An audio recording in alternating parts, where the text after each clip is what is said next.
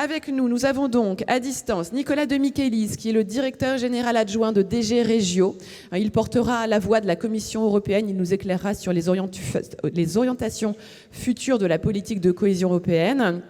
Madame Marie-Guide Dufay, vous êtes la présidente de la région Bourgogne-Franche-Comté. Vous allez partager avec nous votre expérience sur l'importance de la politique de cohésion pour les régions françaises.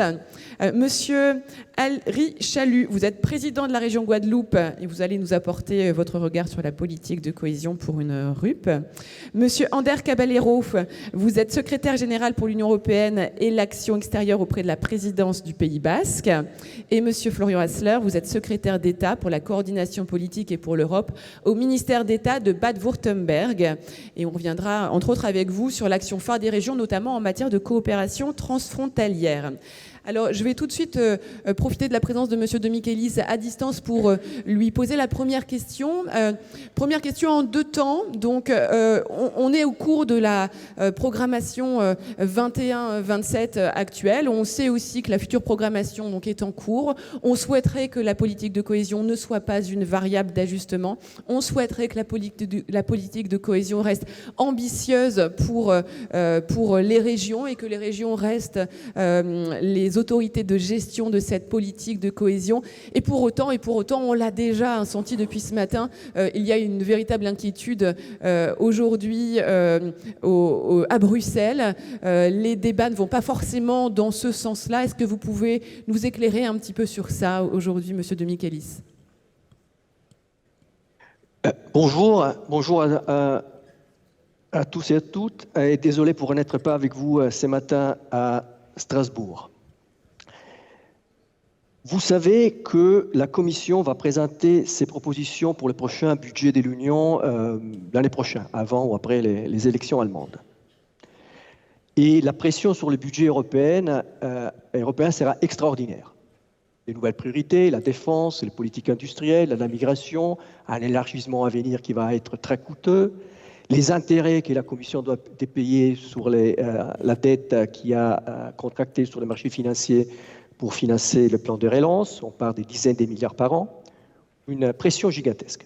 Et donc, en effet, les grands politiques, la politique agricole d'une part, la politique économique de l'autre, risquent d'être les variables d'ajustement de cette discussion compliquée.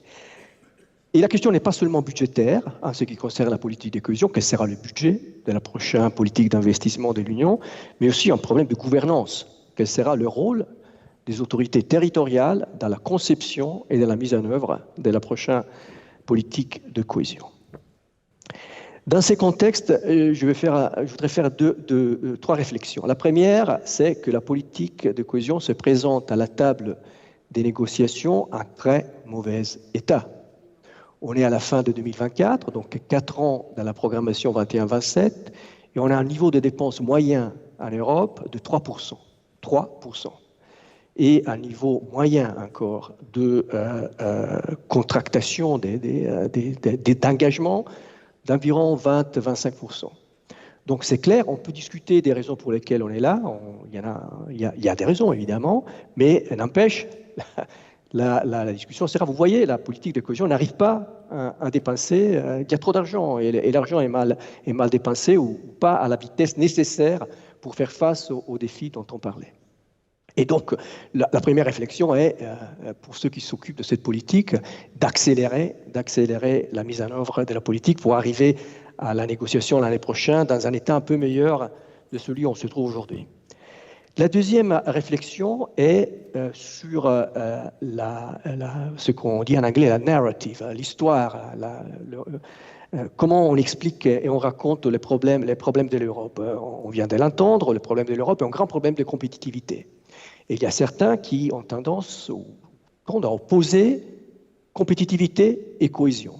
Eh bien, je pense que ça, c'est une fausse opposition, parce que c'est très difficile d'imaginer comment la compétitivité agrégée de l'Union puisse être améliorée avec 60 millions d'Européens qui vivent dans des territoires dont le PIB est pire que celui de 2000. Donc 20 ans de croissance négative.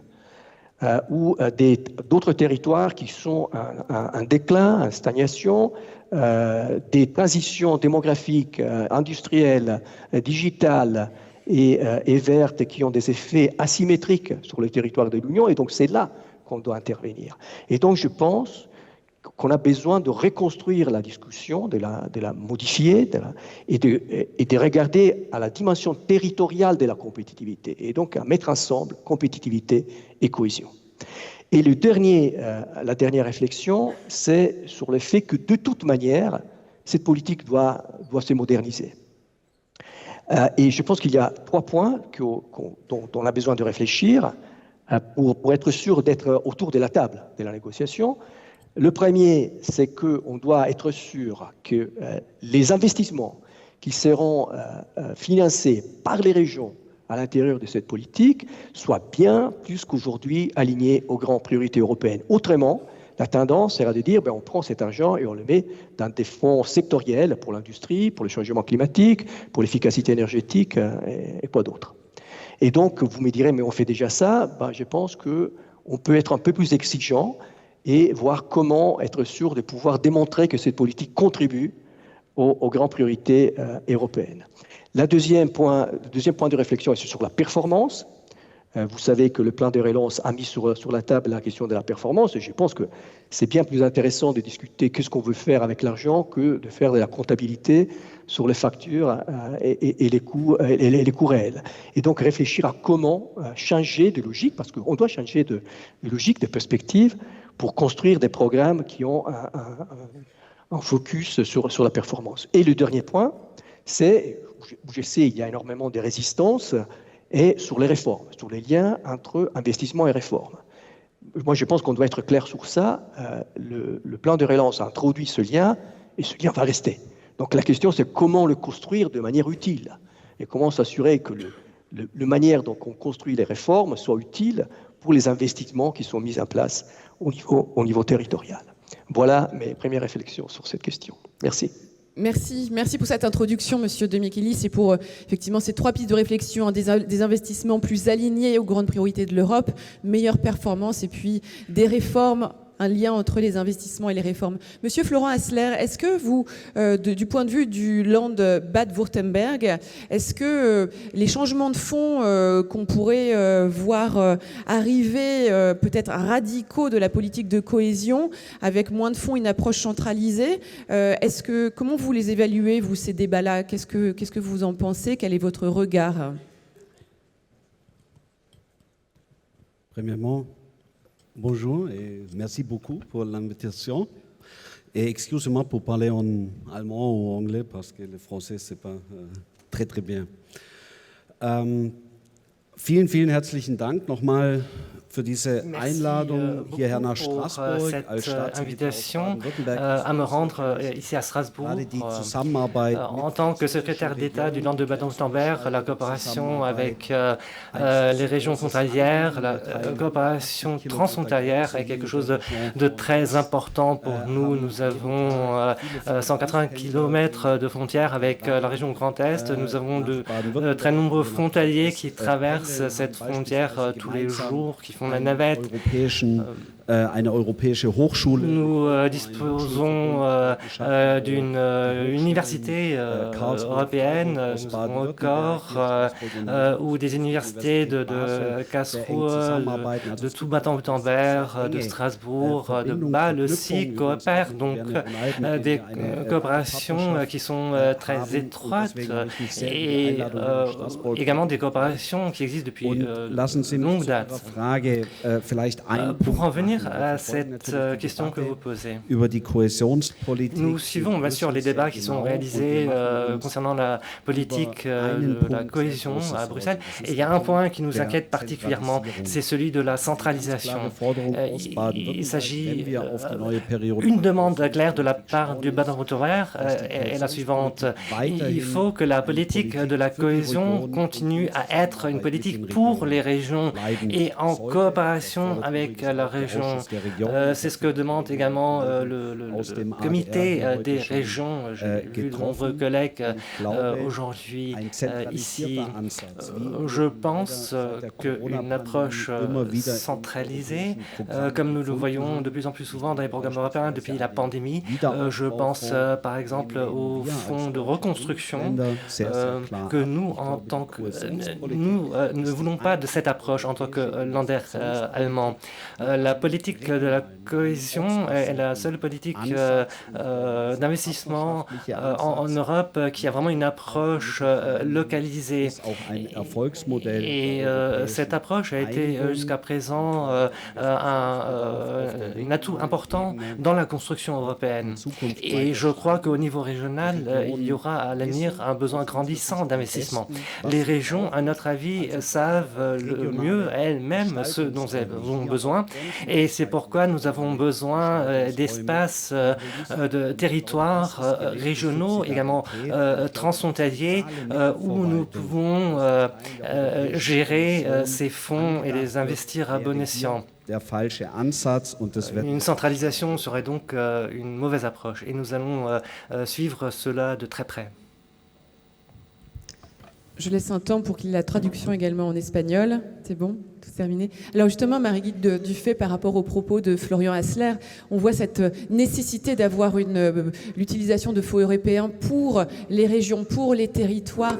Est-ce que concrètement, vous pouvez nous dire, vous, dans votre région Bourgogne-Franche-Comté, ce qu'apporte la politique de cohésion? Comment elle permet peut-être aussi de diminuer les disparités entre les différents territoires de votre région? Et pourquoi c'est important de la garder? Moi, je dirais déjà de façon globale que l'Europe, elle s'est construite sur des bases de solidarité et que la politique de cohésion, elle renvoie à cet axe de solidarité entre les régions les plus avancées et celles qui le sont moins, et que la politique de cohésion, elle doit être maintenue déjà, parce que si on oublie que l'Europe, c'est la solidarité, eh bien, je pense qu'on oublie beaucoup de choses et que on ne doit pas opposer solidarité et compétitivité, et que cette politique de cohésion, elle nous permet sur nos territoires eh bien, de faire plus que ce que les financements que nous avons au niveau national nous permettent. On n'essaye pas de faire avec les financements européens, on ne doit pas essayer de faire avec les financements européens ce que l'on fait de façon ordinaire et naturelle dans nos politiques publiques. C'est du plus. C'est donc de l'innovation. Ce qu'on sert, c'est la compétitivité. Avec le FEDER, c'est des entreprises que l'on pousse à aller sur la décarbonation. Avec une grande partie des crédits du FEDER dans notre région, c'est vraiment des actions pour lutter contre le dérèglement climatique. C'est aller dans le sens du Green Deal et de ce qu'a institué l'Europe. C'est vraiment capital. Sans ces financements-là, on ne va pas assez loin dans ce qui conditionne l'avenir. C'est pour cela que dans notre région, nous avons réservé près de la moitié des financements de la politique de cohésion à tout ce qui relève du climat, de la décarbonation, de l'efficacité énergétique dans les bâtiments. C'est vraiment une priorité.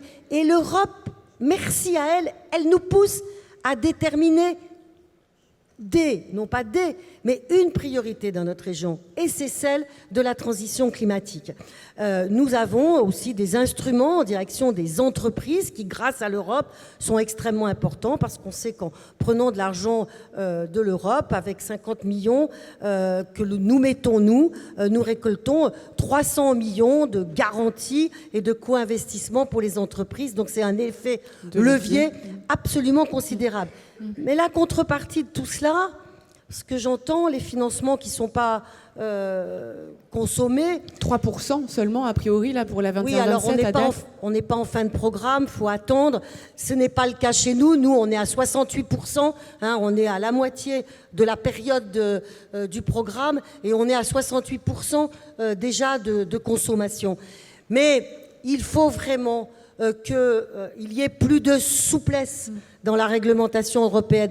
Et aujourd'hui, tous ces acquis que nous avons en direction de nos entreprises, en direction de l'économie locale, ils sont en train de passer pour pertes et profits de la part même des acteurs qui en bénéficient, tellement,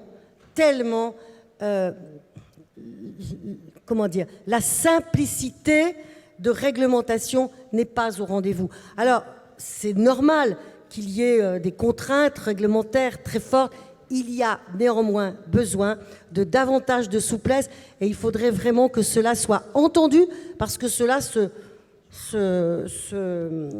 comment dire, va contre, mais véritablement contre l'image que l'Europe donne à travers cette politique-là, qui est l'image, je le redis bien, à la fois de la solidarité et de l'innovation pour affronter l'avenir. Mais ceux qui en bénéficient finissent par être très négatifs, tellement les opérations sont compliquées. Et nous, autorités de gestion, eh bien, nous relayons cette complexité parce que nous devons travailler main dans la main avec l'Europe et faire en sorte que les financements ne reviennent pas, qu'on ne nous redemande pas des financements parce qu'on n'a pas appliqué les bonnes réglementations. Donc nous, on est les garants, mais de cette loi qui nous semble beaucoup trop rigide. Donc c'est une de vos ambitions à vous, en tant que président de région, justement, pour une politique de cohésion ambitieuse, c'est une simplification, une meilleure accessibilité des fonds européens. Ça, c'est fondamental pour vous. Oui. Mais ce qui est fondamental, c'est de ne pas toucher à la politique de cohésion. C'est vraiment au-delà de ne pas y toucher, en plus, il faudrait donc la rendre plus accessible et plus simple. Ne pas la toucher, ne pas la nationaliser, parce que la proximité demeure un élément très important.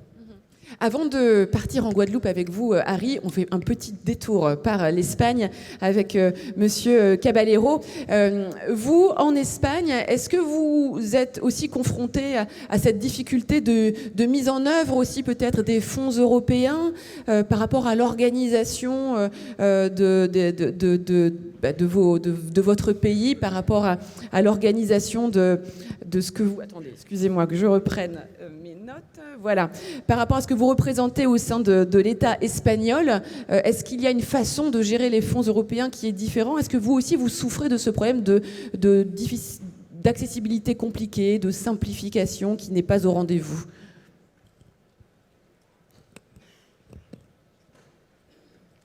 Tout d'abord, merci beaucoup à Région de France, merci beaucoup pour l'invitation et pour avoir l'opportunité de partager avec vous tous notre vision du Pays Basque.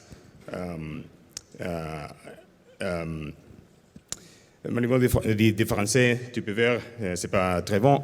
Alors, avec votre permission, je vais parler en espagnol. Je crois qu'on fait face au même type de problème comme nous avons entendu des autres intervenants. La différence est que nous, au Pays Basque, en termes des différentes communautés autonomes, nous ne sommes pas considérés comme des autorités de gestion. La différence, en France, par exemple, les régions sont vues comme telles. Nous sommes ce qui est dénominé en Espagne des organisations intermédiaires. C'est-à-dire, comme disait ma collègue ici, à l'instant, nous sommes tenus de gérer la totalité des fonds qui nous sont transférés, qui nous sont attribués, sans pour autant être l'autorité est compétente.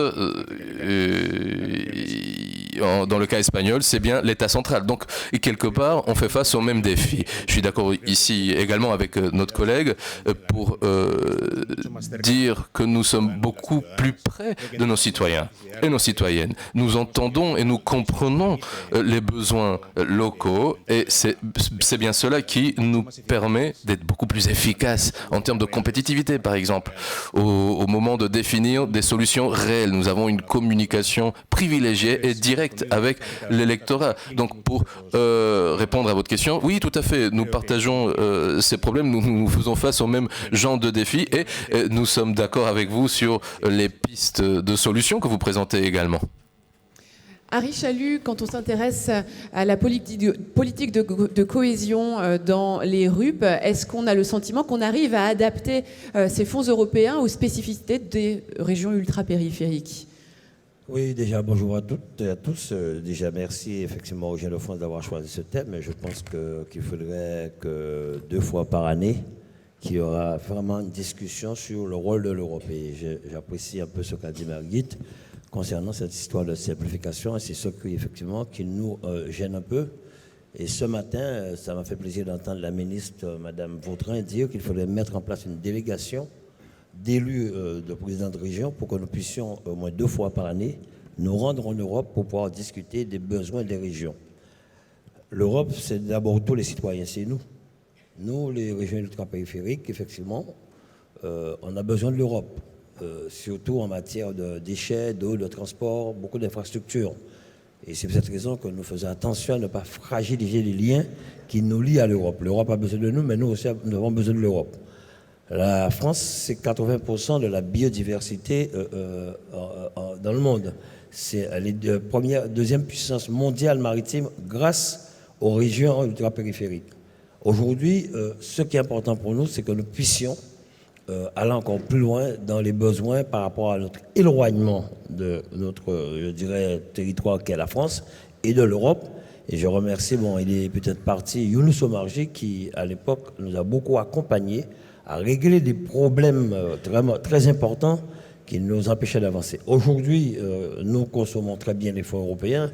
Marie-Guy en a parlé, c'est un peu pareil pour les régions, mais surtout aussi sur le fonds social européen que nous voulons vraiment revoir un peu, simplifier, pour nous permettre d'accompagner plus facilement nos jeunes qui font des études, les entreprises de formation. C'est là que ça bloque aujourd'hui et c'est là que nous avons besoin.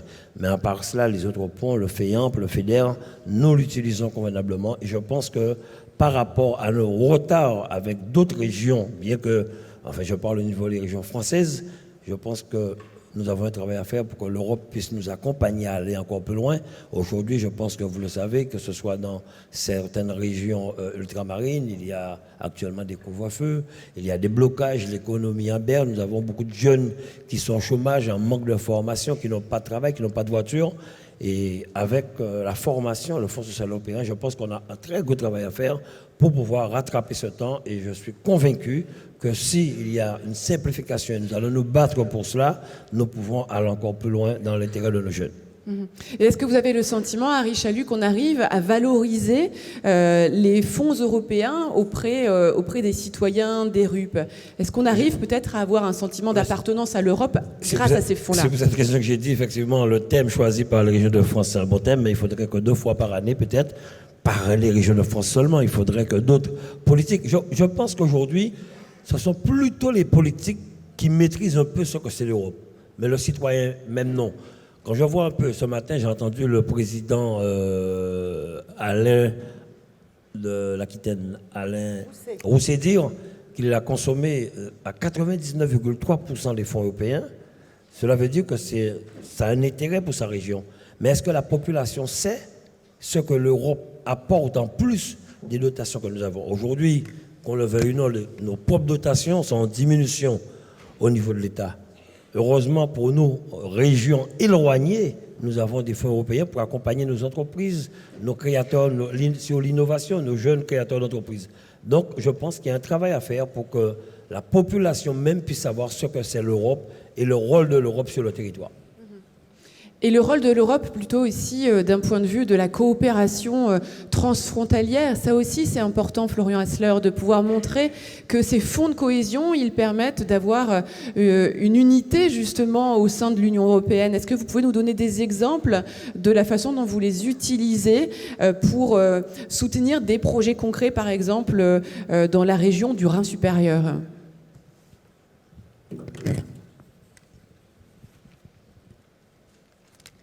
Ja, sehr gerne. Das Besondere hier an der Oberrheinregion Oui, ist ja, dass en fait, la particularité de la région du Rhin supérieur, c'est qu'avec nos amis de la région Grand Est, mais également avec nos amis suisses, nous avons une frontière commune. Notre focus avec le président M. Leroy, avec Mme Borlotin, est de faire avancer la compétitivité de notre région du Rhin supérieur. nous avons une industrie forte et nous avons également besoin d'offres, de services qui permettent de résoudre les problèmes du quotidien des citoyens de la région frontalière. Les citoyens, mais également les entreprises, car cela permettra d'augmenter l'attractivité de la région pour les entreprises et pour les salariés. Un exemple, il s'agit des maisons-services rang supérieur. Les citoyens qui ont besoin de conseils peuvent s'y rendre et des personnes multibilingues les accompagnent pour, par exemple, remplir leurs demandes dans le domaine des allocations familiales ou concernant l'assurance maladie, etc. Donc des informations disponibles de façon numérisée, mais également un accompagnement pour toutes ces informations qui concernent particulièrement les personnes dans les régions frontalières. Nous coopérons également dans le domaine de la justice, avec le projet Justice sans frontières. Et là aussi, c'est un exemple très positif où, grâce à Bruxelles, grâce au financement Interreg, nous avons pu mettre en place un point de contact concernant des questions de juridiction pour les personnes qui vivent dans notre espace transfrontalier. Et voilà, ça permet donc de simplifier la vie de nos citoyens. Bon. Ander Caballero, vous partagez cette singularité aussi avec le Land Baden-Württemberg de Florian Hassler. C'est la possibilité de mener des projets transfrontaliers. Et au-delà même, est-ce que vous pouvez nous donner quelques exemples de la façon dont vous utilisez les fonds de cohésion justement pour réussir à mener des projets qui vont au-delà de votre propre région, au-delà de votre propre pays? Oui, tout à fait, comme disait mon homonyme de Baden-Württemberg, si, nous avons des mécanismes transfrontaliers, mais nous avons aussi également une vision atlantique. Nous partageons des intérêts avec la Nouvelle-Aquitaine au sein de notre euro-région. Nous avons des espaces de travail communs, évidemment. Nous travaillons sur des programmes concrets, la mobilité, le transport, les infrastructures. Mais il existe également des infrastructures non tangibles, pour le dire de la sorte. Je parle par exemple la possibilité du travail transfrontalier. Évidemment, nous sommes touchés de part et d'autre du Pyrénées, mais nous avons également une portée atlantique depuis le Pays Basque. Nous sommes l'un des rares membres représentés ici dans cette salle. Nous sommes quelque part parmi les initiateurs de l'arc atlantique. Donc, tout à fait, nous avons des défis communs et nous y faisons face par le biais de mécanismes similaires également. Et des fonds que vous n'auriez pas utilisés sur des fonds propres si vous n'aviez pas ces fonds de cohésion justement pour ces coopérations internationales. Exactement. Tout à fait. Tout à fait. Nous voyons ces fonds comme une valeur ajoutée. Ces fonds-là ne remplacent pas nos fonds publics au niveau de l'État ou du Pays Basque. Bien au contraire, c'est un plus, c'est une valeur ajoutée, comme on a déjà entendu ici. Et il y a un effet de décuplement, puisque ces fonds de cohésion donnent un nouvel élan au projet européen par le biais de nos régions. Et comme nos deux collègues, nous avons effectivement mis en place, il n'y a pas trop longtemps, avec Force Volontaire, on a mis en place effectivement des déplacements avec les pays de la Caraïbe, mais aussi avec l'Afrique. Et cela nous permet de permettre à des jeunes, plusieurs jeunes Guadeloupéens, de pouvoir partir à l'international pendant 6 mois, 1 an. Et c'est quelque chose qui marche très bien, surtout que les autres régions telles que La Réunion, depuis 20 ans, on signe avec Force Volontaire. Et la semaine dernière, France Volontaire a installé en Guadeloupe un siège de manière à ce que nous puissions, avec Sainte-Lucie, la Barbade, les autres pays de la Caraïbe, pouvoir fonctionner en forme avec des fonds européens tels qu'Interreg. Alors, il nous reste 2 minutes 30 pour conclure cette table ronde-là. Je vais vous repasser la parole 30 secondes à chacun. L'idée est vraiment là d'émettre vos souhaits pour la future politique de cohésion 28-35. Voilà. Si on devait résumer ce qu'elle doit être pour qu'elle soit ambitieuse, pour qu'elle soit adaptée aux différentes régions, à ce qu'ont nos régions en commun, c'est-à-dire leurs différences finalement, quelles seraient, sur quoi allez-vous vous battre justement les uns les autres? Ander Caballero. 30 segundos chacun. Pues principalmente los retos a los que hemos hecho referencia, a los que he hecho referencia. Principalmente que podamos ser autoridades de gestión de esos fondos, porque eso nos va a permitir, de alguna forma, que los fondos tengan mayor impacto a través de los proyectos que tengamos. Una mayor cooperación transfronteriza, cooperación en el eje atlántico en nuestro caso también, lógicamente porque eso contribuye a la construcción del proyecto europeo tal y como lo vemos. Bon, alors je n'avais pas de traduction, mais j'imagine que vos souhaits étaient très ambitieux et que tout le monde est aligné avec. Harry, rapidement, comme l'a dit ma collègue, c'est une simplification, effectivement, au niveau de l'Union européenne et permettre surtout à nos régions éloignées de la France, éloignées de l'Europe, de pouvoir bénéficier peut-être des fois 100% de fonds européens dans tous les domaines pour pouvoir développer une infrastructure sur la mer, sur l'innovation, sur le numérique, rattraper le retard que nous avons aujourd'hui. Ce qui est important pour nous, c'est par la suite justifier l'utilisation de ces fonds, mais simplifier pour les régions ultrapériphériques. Marguerite Dufay, vous l'avez dit déjà. Dufay, lo dijo usted. Para nosotros es de verdad climatique et au service de tout ce qui peut relever de la décarbonisation de notre industrie. Nous sommes une région très industrielle, donc nous avons besoin d'un très très fort accompagnement et stimulation des entreprises sur ce domaine-là. Et c'est vraiment là-dessus que je souhaite qu'on puisse avoir des crédits importants et d'accès effectivement simplifié dans le sens où l'administration, autorité de gestion soit vraiment en confiance avec la Commission européenne pour qu'on voit comment on peut rendre les choses les plus fluides possibles au bénéfice des porteurs de projets, pour que ceux-là n'hésitent pas effectivement à nous solliciter. Florian Hassler. Ich kann sehr gut anknüpfen. Aus meiner Sicht wäre es sehr wünschenswert, wenn gerade... Je suis tout à fait d'accord et je pense que notamment les régions fortes d'un point de vue économique, des régions qui ont beaucoup d'industrie et qui ont donc besoin de beaucoup de mesures pour la transformation écologique, ces régions ont besoin d'être particulièrement accompagnées peut-être. Donc soutenir des régions qui font preuve de beaucoup d'innovation. Par exemple, avec les moyens FEDER, il faudrait tenir compte de cela aussi.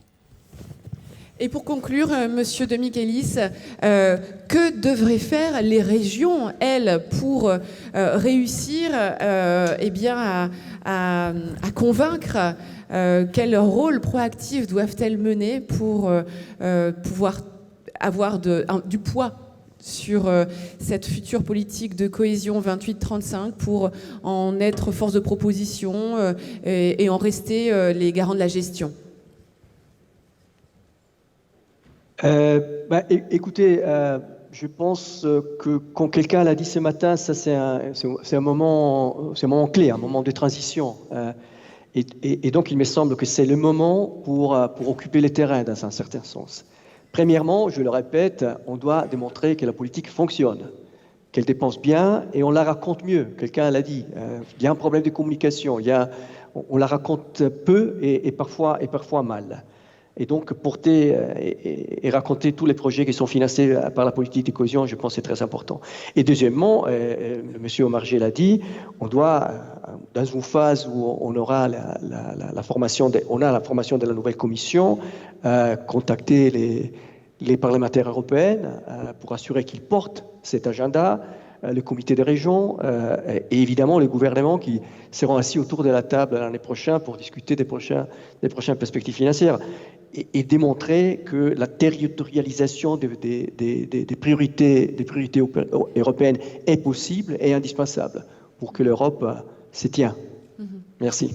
Merci de Michaelis, merci à tous les quatre également d'avoir été avec nous aujourd'hui et d'avoir respecté le temps court qui nous était imparti. Merci beaucoup.